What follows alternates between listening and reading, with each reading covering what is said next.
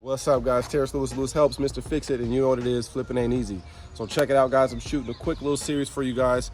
I know a lot of you guys get into situations where, or you will get into situations where you're flipping a house, your budget's pretty low, and you're trying to determine what are the things that you need to fix versus what are the things you could just polish up. How do you determine what you need to fix and what you don't need to fix?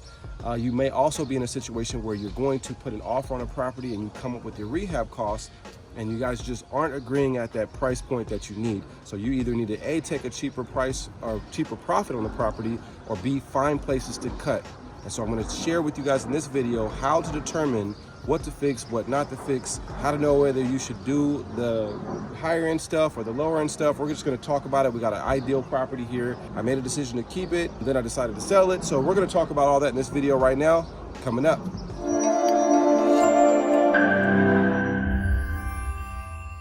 Like I said, we got an ideal property here, right? This property was a property that initially I bought. I think the numbers on this property, I got it for $80,000, right? When I first bought the property, the after repair value, which everything derives from in real estate, was $160,000, $165,000. Now, time has gone by. It's been about 4 or 5 months because we had a tenant that we had to get out of this property during COVID. Took us some extra months to get that done. And then we also had to get into this property and start fixing it up, and it got put on the back of the list. Anyway, nevertheless, was gonna keep the property, decided there was so many other opportunities in this area that I decided to sell the property because it is a 5-bedroom. We took a 4-bedroom, turned it into a 5. I'll show you guys that.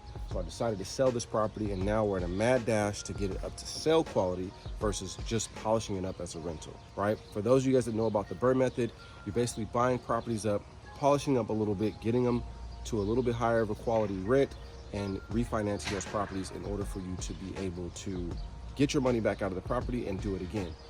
If you're going to sell a property, obviously there's things like handrails, concrete work, grass, landscape. There's a lot of other things that you would probably do to a property to bring it up to sale quality. The good thing about this property is that the sale quality is not far from the rental quality because it's such a high demand area. Houses are lasting in this area 3 to 5 days on market, which means there's some things we can get away with because there's low demand. So this video, you need to keep that in mind. We're in a high demand time. So if you're watching this video and the demands for your area or the market has shifted to where it's more of a seller's or more of a buyer's market, or there's more inventory available, these are some of the things that you have to consider when you're going to fix your property up. So I'm showing you what I did, what are the decisions that I'm making, some of the things that I'm doing, some of the things I'm not doing, because I'm not going to get my money back or get my return back for doing those things with this specific neighborhood and this specific property. So don't forget, this case study is based on all of those variables and probably some that I forgot about. Now, we're gonna start a little bit on the exterior of the property, some of the things that I would do if I was selling it, some of the things that I'm planning on doing that I'm not doing anymore. And so very first thing, first facial of the property, very first thing you notice is windows. Now, initially, I wasn't gonna do the windows on this property, okay? I don't think that it called for new windows because the demand was so high. I didn't need, because I got the property so cheap, I still was gonna make my profits that I was looking after without even doing it. But a few days ago, this happened. We had the property right to the left of our property. He put on new sidings, new windows on the property, and so now we look like the ugliest house on the block. What once was a pretty nice looking house is now pretty ugly looking. Let me show you some other things. Let's come around to the side. We had a very big tree here that we had to trim back. We have a bunch of windows that got busted out, and so unfortunately, those are some of the things that deal with within real estate. Now, some of the other things you may notice, we've got some basement holes here that were covered up with wood, right? Let me show you some other stuff in the back. All right, these are some things that normally in a flip, even a step here, putting a step there, that's something else. Putting a step here, if you were keeping this as a rental, you would definitely want to put a step here, because if you didn't put a step there, your tenant slips and falls, that's liability for you. As a sale, that's something you can get away with, right? So there's another thing that we looked at here, right? We pressure washed the whole house instead of putting a new paint job on it. Or now we're still going to come back and paint the trim on certain things, but we've got tagging back here, right? We pressure washed it. We tried to clean it as much as possible, but those are one of the things that you have to decide. What are you going to do with that? You've got some holes inside it. Now you can go to a yard and you can try to find replacements for those.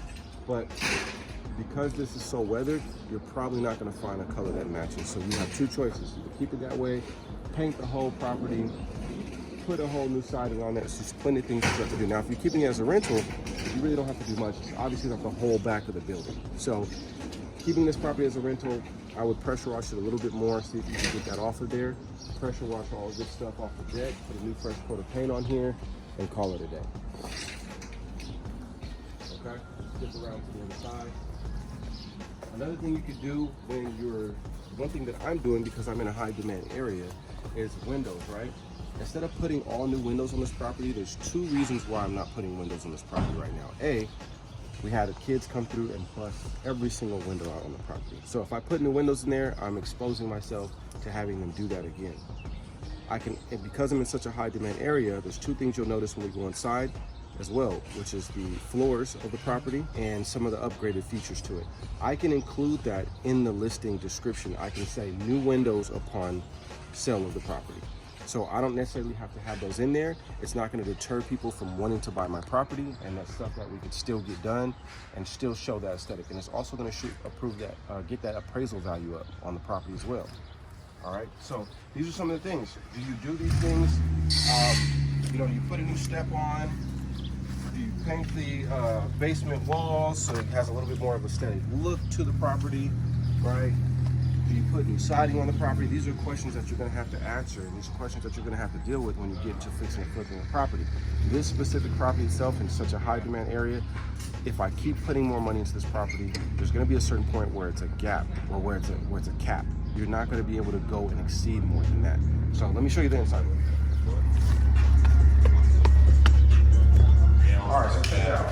Floors look horrible. It's going to cost about $3,000 to $4,000 to redo all these floors in here. You obviously still have to paint. We're going to trim out paint. We're going to put paint here. We're going to put paint on all the doors. We're going to repaint the ceilings. We're going to repaint the walls. Right? We're going to do a little bit more patchwork. We still have a cabinet that we're putting up here. We're going to paint vents. We still have to be clean. We still got to paint that exterior area right there. But let me show you guys the bathroom. Let's do the one upstairs, guys.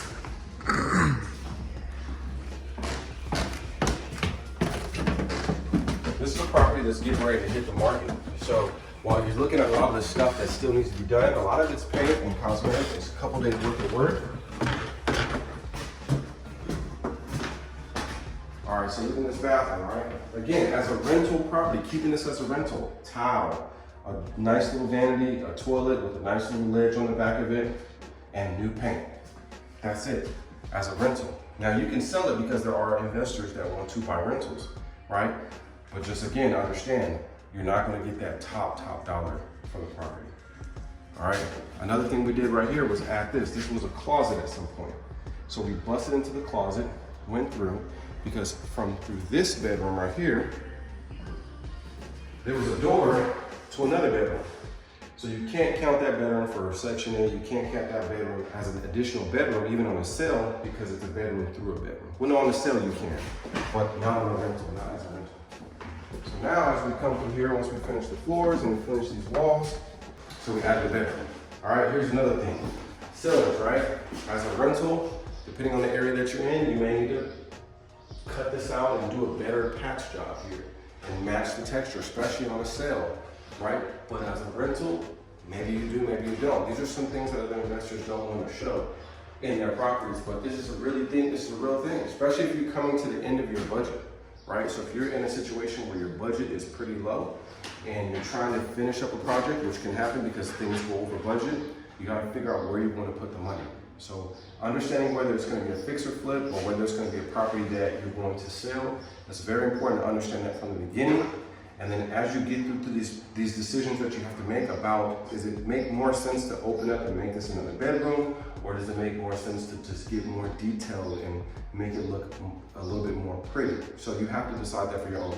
Just a quick little bit of tips for me, man. This is Terrence from LewisHelps. Hopefully this video was helpful. Like I said, for more information and more walkthroughs on properties, make sure you guys hop over to the IG channel. I really appreciate you guys rocking with me. Thanks for subscribing, because I know you do. I know you guys are looking out for me in that sense right there. And if you got questions, man, I'm always here. If you go over to the IG channel, you can make a consultation appointment. I do partners, not students. So all of my education that I give out are to my partners. If you want to know more about that information, go over to the link in my bio on my IG channel. Request a free consultation where I will talk to you personally. You'll be calling me and I'll be talking to you personally, helping you get involved and get started in this fix and flip game. All right, so other than that, man, leave a comment. Let me know what you guys think. What are some of the things you would have done? Some of the repairs that you would have did? What do you think? Should we have went all the way and give somebody this beautiful, magnificent home, even though you're not going to get that value? Or do you just fix it up to what the market says to fix it up to, right? What do you guys think? What would you have done in this scenario, right? Hopefully this was helpful. Appreciate you guys rocking with me. This is Terrence from LewisHelps. I'm out. Peace.